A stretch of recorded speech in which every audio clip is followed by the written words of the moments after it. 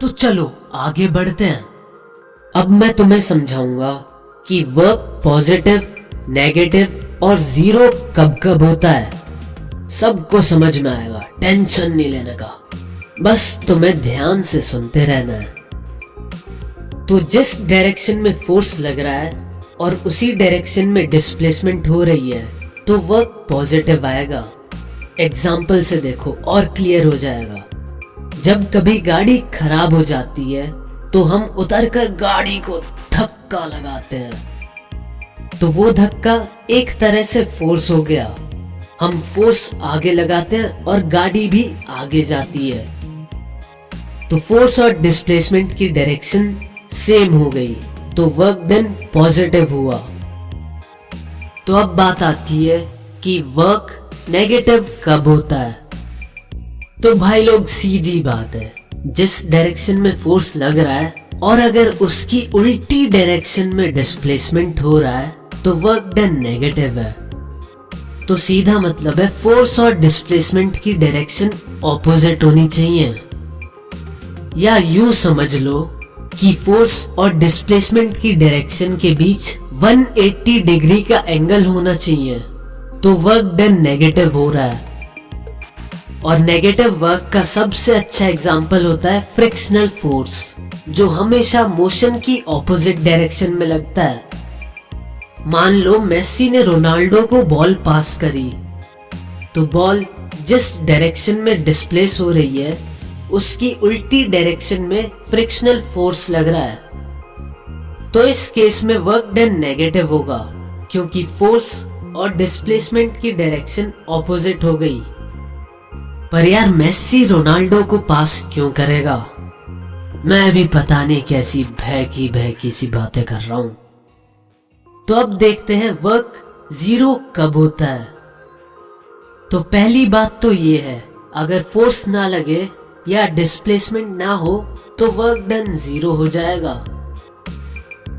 ये दो केसेस तो सभी को पता होते हैं। अब आ जाते हैं तीसरे केस पर, जिसके कारण वर्क डन जीरो होता है। तो भाई जब फोर्स और डिस्प्लेसमेंट की डायरेक्शन के बीच 90 डिग्री का एंगल हो तब भी वर्क डन जीरो होता है। ये केस बहुत इंपॉर्टेंट है। तो अब इससे रिलेटेड एक एग्जांपल देखते हैं।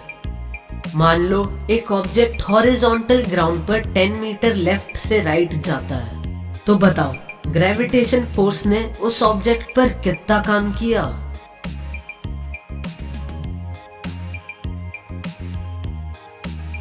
जो समझदार होंगे उनके दिमाग में आंसर जीरो आ गया होगा, क्योंकि ग्रेविटेशनल फोर्स वर्टिकली डाउनवर्ड्स लगता है, तो फोर्स की डायरेक्शन और डिस्प्लेसमेंट की डायरेक्शन के बीच 90 डिग्री का एंगल है, इसीलिए आंसर जीरो है।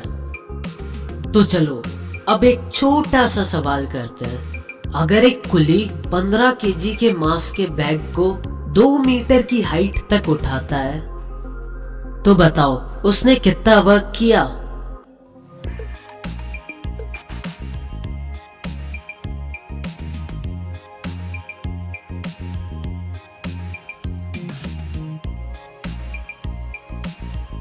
तो अब जिनका आंसर 300 जूल्स आ रहा है वो अपने आप को शाबाशी दे सकते हैं। और बाकी लोग सुनो 300 जूल कहां से आया।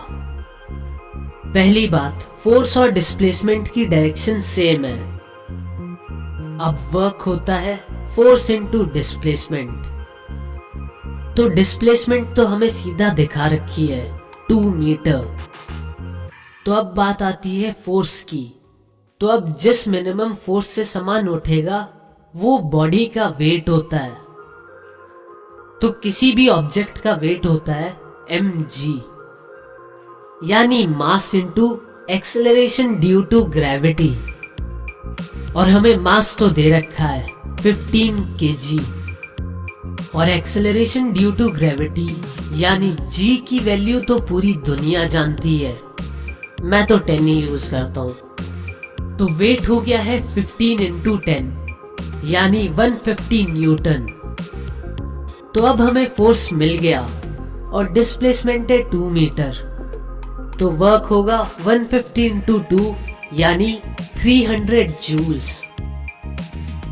तो चलो अभी के लिए इतना ही। इतने तुम जाओ और थोड़ा पॉजिटिव, नेगेटिव और जीरो के साथ खेलो। यानी जो मैंने सिखाया है इस कॉन्सेप्ट के ऊपर और भी ज्यादा क्वेश्चन करो, और जब वो काम हो जाए तब मिलते हैं।